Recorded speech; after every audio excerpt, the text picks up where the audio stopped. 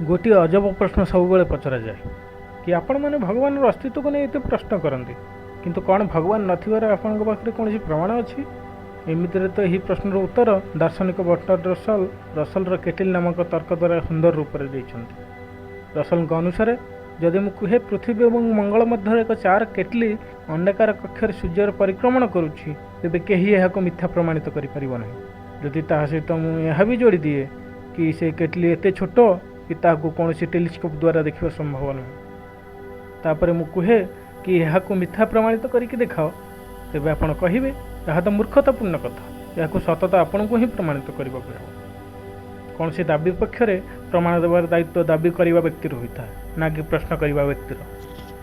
जदि मु कहे कि मु कौन सिंह थी गोलापी रंगर घोड़ा देखिक आसूँ जार डेना थिला जे कि दौड़ा सहित उड़ी भी पारे जदि आपण कहती एपरी कौन घोड़ार अस्तित्व संभव नुहे से मु कहे यह मिथ्या प्रमाणित करके देखाओ तेज आपड़ किपर यह मिथ्या प्रमाणित करेंगे आपड़ यहाँ ही कहे दाबी तो आपड़ कर तेणु प्रमाण देवार दायित्व आपणकर एहीपरि ईश्वर नथिबार प्रमाण देवा तर्कशील व्यक्तिर दायित्व नुहे यही दायित्व तार पक्षरे दाबी करथिबा व्यक्तिर होता है किंतु नैतिक दृष्टि एक तर्कशील यही तर्क मते किसी कठोर लगी था कारण ये सबू बोझ एक आस्तिक मन उपर रखिथि किंतु निजे ईश्वर अस्तित्व को मिथ्या प्रमाणित करिवार कष्ट उठाए ना।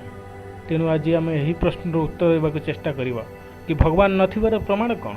तो जोड़ी रुहंतु मो सहित ये भिडियोर शेष पर्यंत।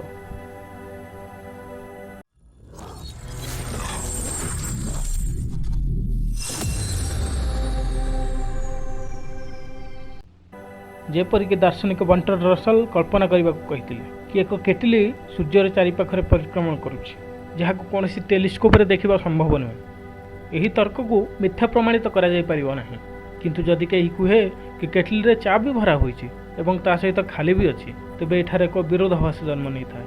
आम कहीपर कि एभली कौन केटली अस्तित्व संभव नुहे जहाँ एक समय भरा एवं खाली हो पारे। ठीक यहीपरि एपरि कौन ईश्वर अल्लाह गॉडर अस्तित्व संभव नुहे जे एक समय सर्वशक्तिमान एवं सर्वज्ञ होगा सहित दयालु एवं न्यायकर्ता होता है। कल्पना करंतु कि ईश्वर जानी काली अमुक स्थान में वर्षा हो तेबे कौन ईश्वर ताहाको बदलाई पारिबो जदि हाँ तेबे से सर्वज्ञ नुहे कहीं से जानी वर्षा हो किंतु जदि तार हस्तक्षेप द्वारा वर्षा न हुए तेबे से सबकि जाने ना।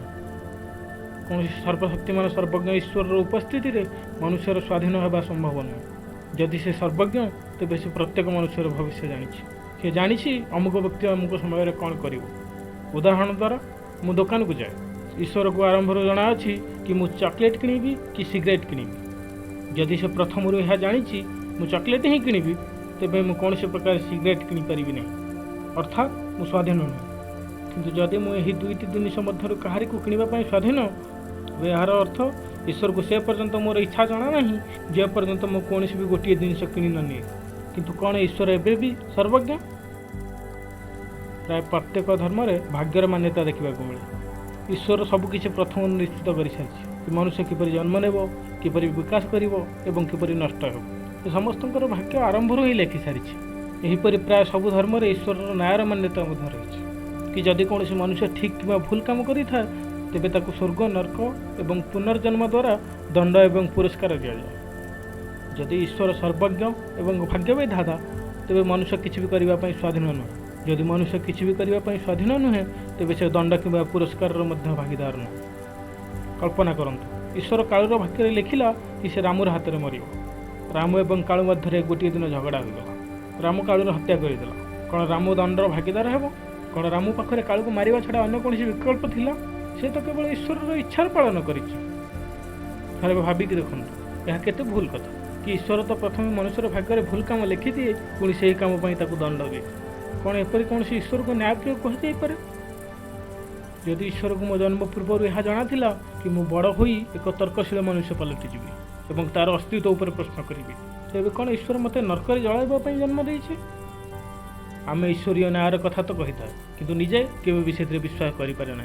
जदि आम ईश्वरीय न्यायर विश्वास करवा तेबे यही संसार न्यायर अस्तित्व समाप्त हो। कल्पना करंतु जदि ईश्वर उपर विश्वास कर प्रत्येक व्यक्ति तार न्याय सहित छिड़ा हो तेबे कौन हो सेतबेले केही भी निजर भूल काम को ईश्वर उपर रखिदेव। ईश्वरीय न्याय द्वारा चलुवा व्यवस्था कौन से बलात्कारी कहीपे यह तो मोर एवं पीड़ितर भाग्य भगवान लिखि ଏପରି ସମୟରେ ନ୍ୟାୟ କିପରି କରାଯାଇପାରିବ? ଏହି ଦୁନିଆରେ କୌଣସି ନ୍ୟାୟପ୍ରିୟ ଈଶ୍ୱର ନାହିଁ। ଏହାର ସବୁଠୁ ବଡ଼ ପ୍ରମାଣ ଏହି କି ସଭ୍ୟତାର ଆରମ୍ଭରୁ ହିଁ ମନୁଷ୍ୟ ନ୍ୟାୟର ବ୍ୟବସ୍ଥା ନିଜେ ହିଁ ଗଢ଼ି ଚାଲିଛି। ତାକୁ ନା ତ କେବେ ଈଶ୍ୱରର ନ୍ୟାୟରେ ବିଶ୍ୱାସ ଥିଲା, ନା ଆଜି ଅଛି। ଏଥିପାଇଁ ତ ଆଦିମ ସଭ୍ୟତା ଠାରୁ ଆଧୁନିକ ସଭ୍ୟତା ପର୍ଯ୍ୟନ୍ତ ମାନବୀୟ ନ୍ୟାୟର ବ୍ୟବସ୍ଥା ରହିଛି, ଦୁନିଆରେ ନ୍ୟାୟାଳୟ ରହିଛି।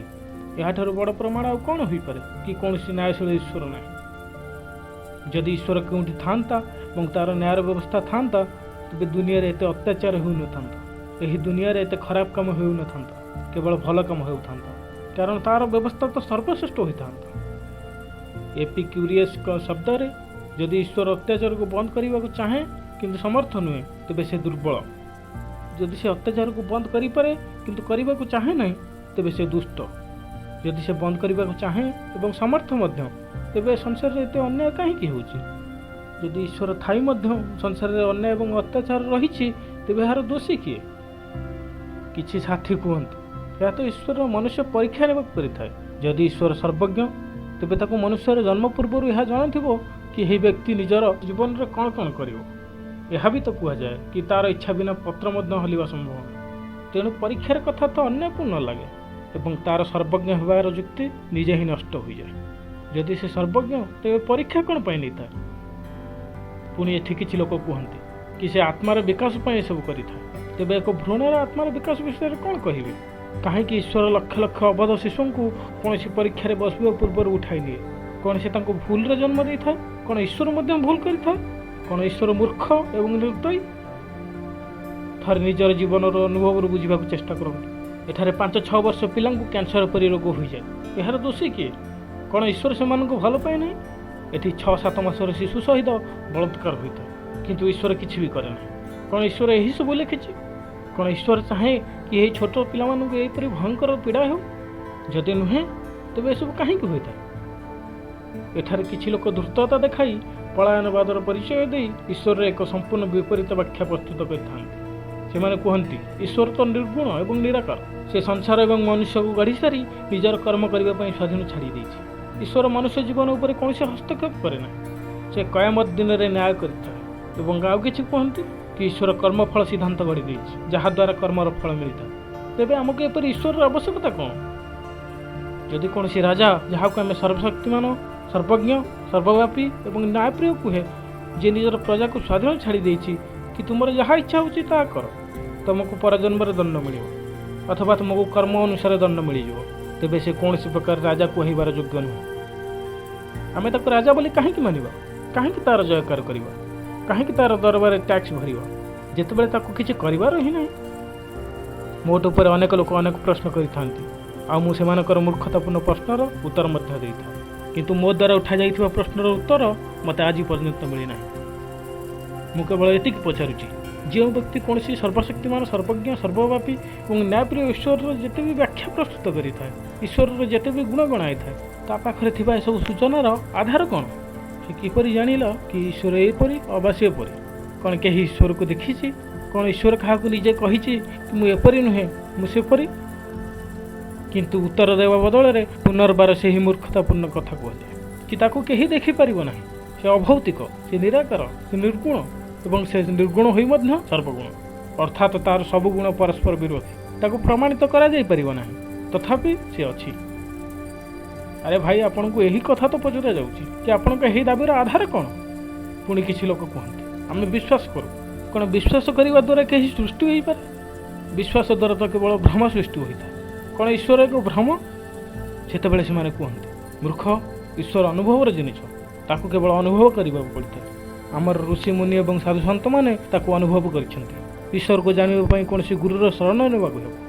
ମନୁଷ୍ୟକୁ 1000 ପ୍ରକାର ଅଲୌକିକ ଲାଗୁଥିବା ଭ୍ରମ ହୋଇଥାଏ। ତେବେ କ'ଣ ଗ୍ୟାରେଣ୍ଟି ଅଛି କି ସେମାନଙ୍କର ସେହି ଅନୁଭବ ତାଙ୍କର ଭ୍ରମ ନଥିଲା?